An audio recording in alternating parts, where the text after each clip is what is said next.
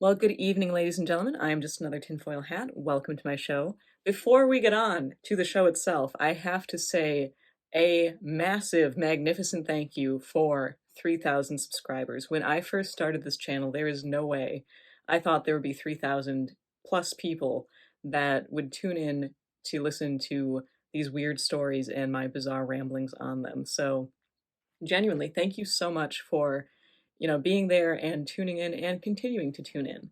So, without further ado, today we will be discussing the fantastic case of the man-faced horse. Now, this event occurred in the spring of 1966 and involved a young woman by the name of Margaret Johnston. She was 21 at the time and she was riding with her boyfriend John near the town of Drogheda in County Louth, Ireland. Now, they're just driving in the countryside when they come upon a stretch of road which they claimed was blocked by a huge horse with bulging eyes set in a man's face. Okay, now I'm just going to pause for a minute here because, a horse on a road, that's weird enough, especially if it won't move because of a car. A horse big enough to block the road is something completely different. And then when said horse has a man's face and is leering in through the car window, that's odd. So again, the horse stretched across the whole width of the road, blocking the car's way, and it appeared so suddenly that John had to lay on the brakes so hard that Margaret was thrown back in her seat.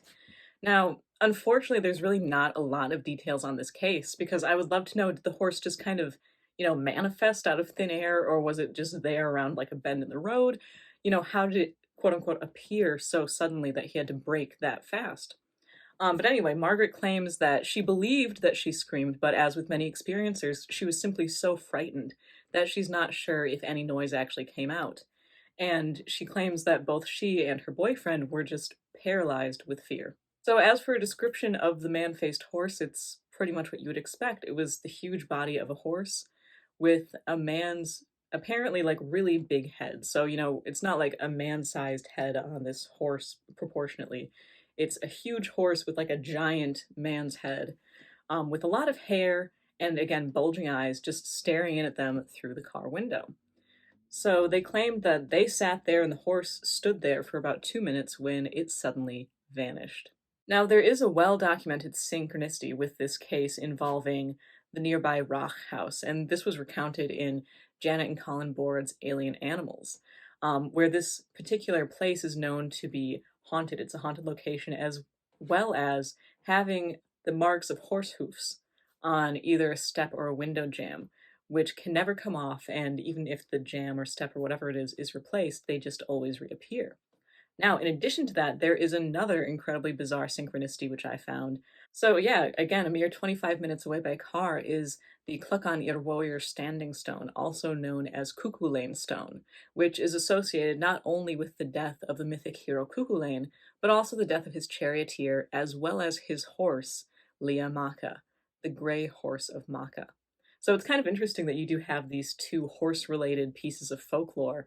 Um, in the same general vicinity that these people saw this giant man-faced horse, which appears to be somewhat spectral in nature, given the fact that it kind of just faded away. So, yet again, I've been having a lot of these accounts of just sort of drive-by encounters recently. Um, I don't know why, it's just what I seem to be turning up. And, this is no exception. You have these people driving down a country road, and all of a sudden, boom, there's this bizarre anomaly sort of blocking their way. And again, there's not much interaction here. It's not like it's a very long or extended sighting, even though they did sit there for 2 minutes, which I would say definitely is longer than your average Bigfoot walk by.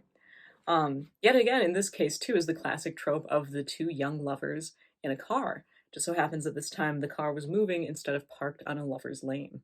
Another fascinating aspect in this is another thing which I've been really picking up on lately, which is that these anomalies just kind of stare people down. There are certain encounters where there's a lot more engagement, there are other encounters where the being is completely oblivious.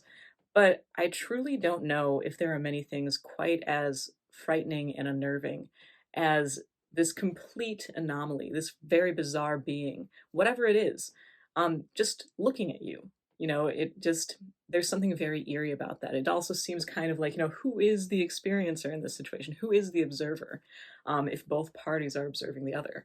So that's just something, too, that in this case is definitely terrifying. And yet again, too, we have all of these concepts where it's like the encounter itself, the tropes remain the same. You're driving down a desolate road, there's two young people in the car.